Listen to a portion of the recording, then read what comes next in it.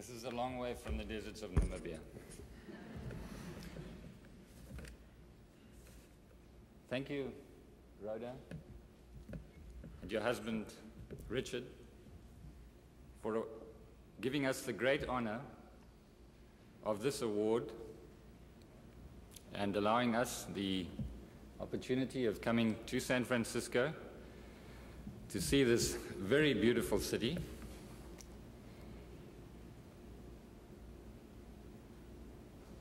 Margaret and I do not see ourselves as heroes, but we accept this award on behalf of our small and young country, Namibia, and particularly on behalf of the people who we've worked with for at least 10 years, who have given us the support that has achieved the success that now has resulted in us receiving this award.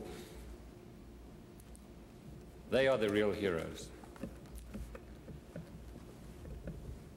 I'm sure that everyone here tonight recognizes Africa's magnificent wildlife as one of the continent's greatest resources. It is also part of the whole world's natural heritage. Unfortunately, what we see across the continent today is rampant commercial poaching, both inside and outside of national parks, dramatically declining wildlife populations, and degrading habitats. The root cause, I believe, is that modern Africans legitimately want social and economic development, but they do not see the wildlife that so inspires us as part of that development. This wasn't the case in the past. Africans have used game meat and skins and other products for centuries, for thousands of years.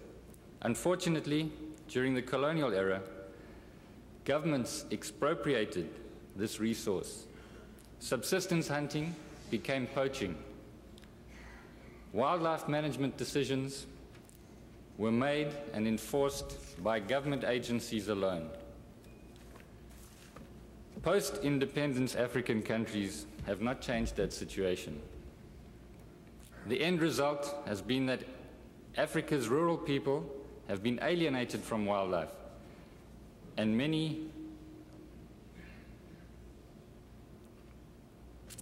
got these notes from. And from the people who are conserving that heritage.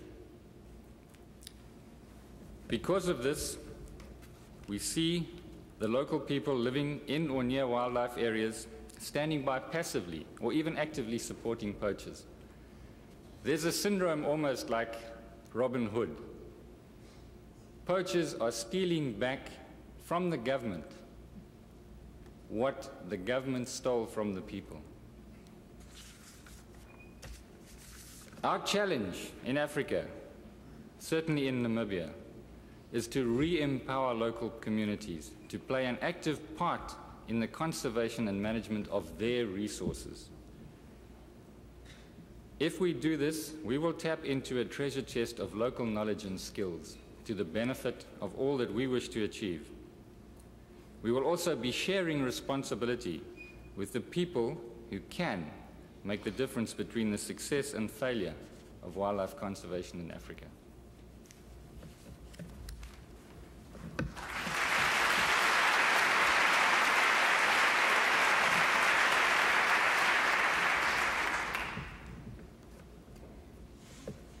When I first moved from a South African city 7 years ago to a small rural African community in northwest Namibia, I was your average staunch conservationist.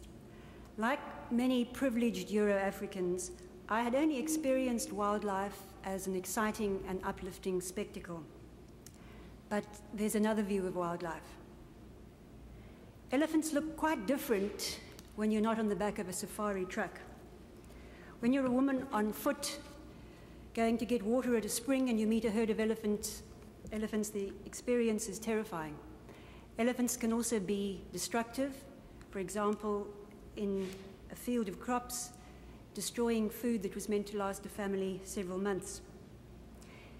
Yet the people I lived with were not hostile to wildlife. They were hostile to the way that nature conservation was being practiced, but most of all, they were poor. What I realized, as Garth has pointed out, was that wildlife used to be a cultural and economic resource in Africa, but that the ordinary rural person no longer experienced it as such. I also realized that if conservation is to be woven back into the social fabric of rural Africa, we have to stop pushing Eurocentric models of conservation. We need to draw on indigenous African knowledge systems and values, and we need to integrate those into modern ecological practices. We also need to offset the very real economic disadvantages of living with wildlife.